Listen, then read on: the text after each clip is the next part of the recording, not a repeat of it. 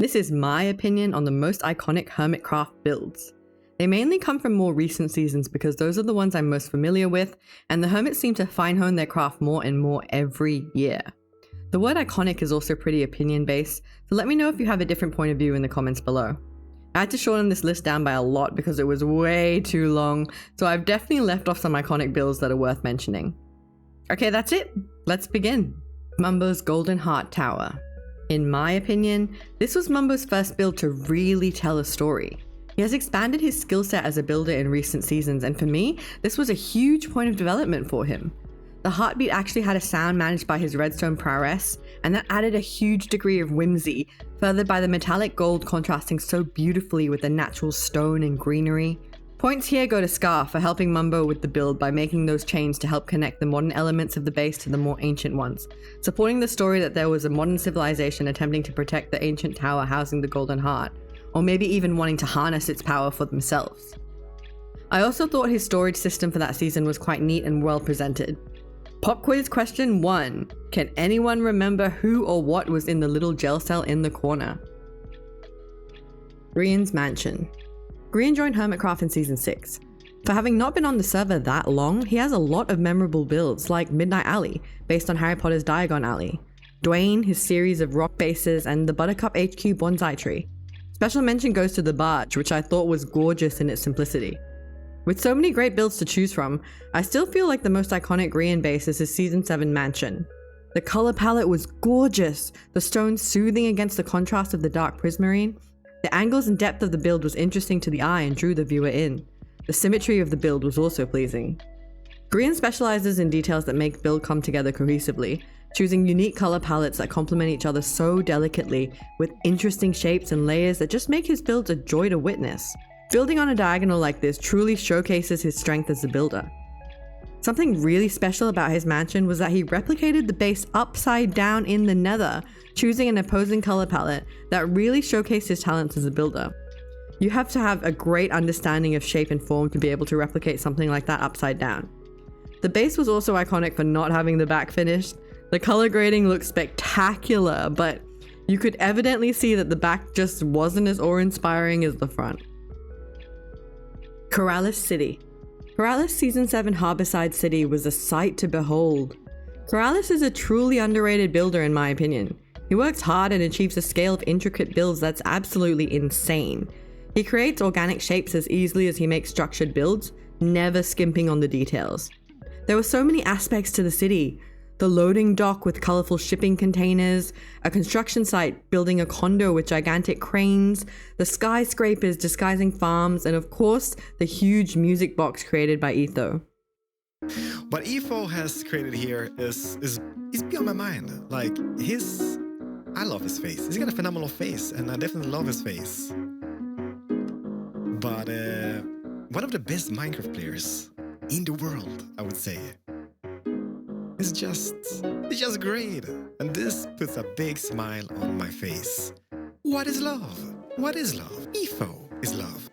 Another thing I loved about the city was the base of the sewer cats was located just below it, and they kept stealing things from the city to put in their base. It was one of my favorite gags of the season. Tango Tek Toon Towers. My base is my base is basically gonna look like a car full of clowns flying over a rainbow that are pooping out Skittles. Yeah, and to accomplish that, this is the palette we're working with. Yeah, pretty much every color. Toon Towers was such an interesting build. The lines were wonky, the colors vibrant, and the buildings anthropomorphized. The build is iconic because it is so unlike anything else that most builders go for. You know, clean lines, colors that mesh together, elegant builds. And this project was none of those things, yet somehow housed its own charm that drew the audience into the story that they were telling. Other great features of this build include the wily coyote figure made by the talented zombie Cleo, and a great farm the buildings were hiding, the Ravager Iron Farm, which I thought was so inventive and creative. I also thought the anvil cannons were fun and delicately designed in their trajectory. He even took a usually simple concept for a starter base, a chicken farm, and made it interesting. Chickens spilled out of the tower and landed in the frying pan where their carcasses were collected. Time for pop quiz number 2 out of 3. How did Mumbo get his mustache back from Tango in Season 7? Zombie Cleo's Zoo. Cleo is majorly talented with their armor stand work. They find ways to make shapes I didn't think were possible to achieve in a blocky game, and also positions them in a way that brings life into their builds. The zoo had many components to it, from sculpture animals made of blocks, with visitors getting up to all sorts of shenanigans complementing their exhibits, to my favorite part of the zoo, which was the bug house. Here they had created armor stand creatures that were truly unique pieces of art. The shapes they made only using Minecraft blocks and items were astounding. Another important feature of Cleo's work is their inclusion of accessibility into their landscape. They made a wheelchair user as a zoo visitor and had another visitor with a cane. Disability representation is so important, and it's really heartwarming to see. Now, this guy in the wheelchair, the reason why I've put them in is because somebody pointed out and said, can we have somebody in a wheelchair or with a cane or with a guide dog? Because actually, normalizing people with disabilities is very important. And I agree. So this is my dude in a wheelchair. Scarland. Everything you make contains a part of your beautiful soul. And I think that really does sum up how I feel about Scar's build. I feel like each one not only takes a toll on him physically and mentally, but he puts a lot of himself into these builds creatively and from his personality. But this one, more than ever, represents a lot of what Scar loves. Scarland, the happiest place on Hermitcraft, was a beautiful labor of love from a highly talented builder. Scar's my favorite hermit and one of the most talented Minecraft terraformers out there, so it's no surprise that a work of art like Scarland came from him. The amount of thought that went into every aspect of the build, from the flower beds and custom trees to the vast range of collections of different buildings with their own palettes, each telling a story, like City Hall, the Giphy Shop, TCG Theatre, and of course, Jelly Castle. Scar really went all out with this build, capturing a feeling of nostalgia and whimsy that many of us feel we had previously outgrown. In this clip, Scar explains why this passion project was so close to his heart. More than a Minecraft build, this is a true passion project. It was always a dream of mine to be somebody who constructed theme parks and to try to make that passion translate into Minecraft and entertain you guys with my little theme park build here. It's just been an absolute dream and has been a pleasure. Bdubs Cyberpunk Temple. This is not a build that everyone will agree with me that it's most iconic, but for me it truly is something special. Bdubs Cyberpunk Temple is a very interesting build. He chose blocks that wouldn't usually be chosen to go together and found a harmonious way to use them in the same design. He incorporated a lot of color to go with the cyberpunk theme without it overwhelming the build or clashing. The little details of electronic fixtures and antennas add a lot to the story of the build, helping to successfully marry the two concepts. The arches create a very interesting shape for the eye. The base was designed to be admired from any angle, and he made sure to pay close attention to detail to really achieve the end result. This is around the time Bdubs started playing with shading in his builds, and I think it really paid off in creating a dynamic final product. I also want to mention that Bdubs isn't afraid of using diorite in his builds, not something that many builders can achieve great results with.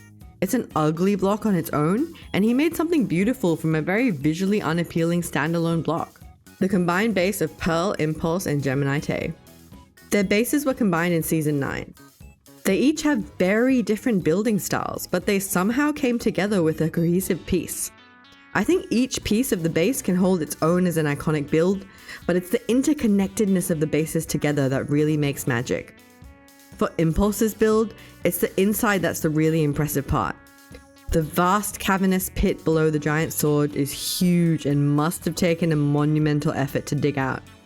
The colors he chose complemented each other nicely, and the inside of the forge had story elements and details to it.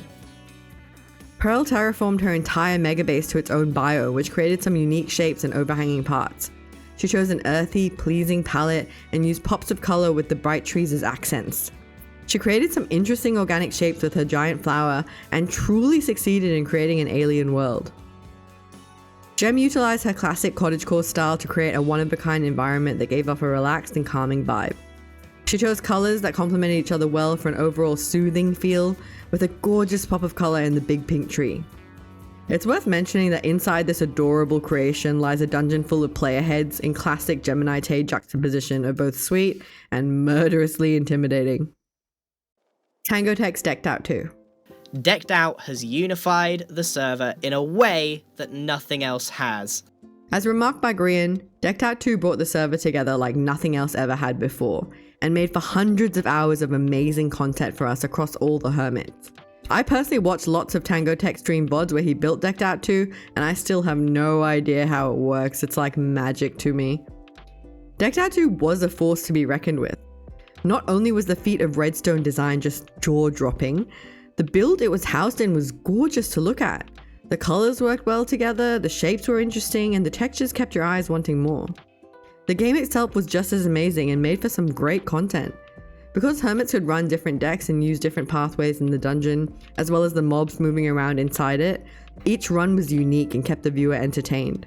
I can't overstate what a remarkable feat of redstone this was, and to my knowledge, no minigame quite to this scale of ingenious complexity has been completed in Minecraft before.